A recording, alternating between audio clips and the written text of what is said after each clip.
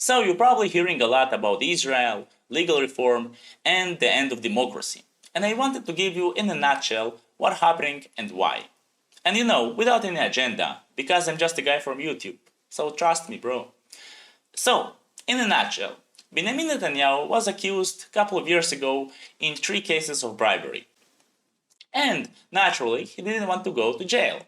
So in order to escape prison time, in his last term, he tried to pass a law that gave him a legal immunity as a prime minister.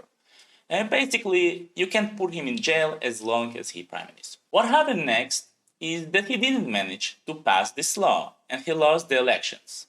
And TLDR, we had for 1 year a different prime minister. You probably remember the bald one, Bennett. In the last elections, Bibi won and he formed a new coalition with Orthodox Jews. And one of them was Aryeh Deri. And this is the good part. Aryeh Deri was accused 2 times for money laundering while he was the finance minister. Yeah, 2 times.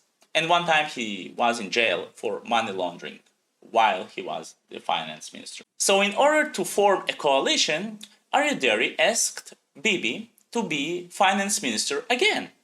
And Bibi accepted the term. Short after, Supreme Court didn't allow this.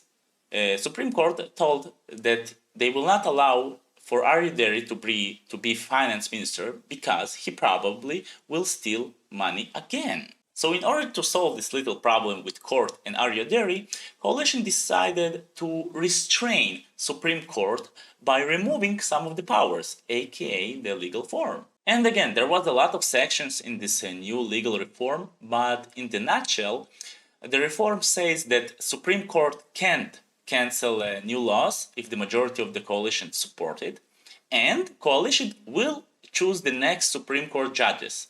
And of course, we can guess if the coalition will choose the next Supreme judges, they will probably choose the judges that will benefit them politically. Like they will choose the judges that will probably cancel the Bibi trial and probably will allow for Aryeh Deri to be the finance minister again.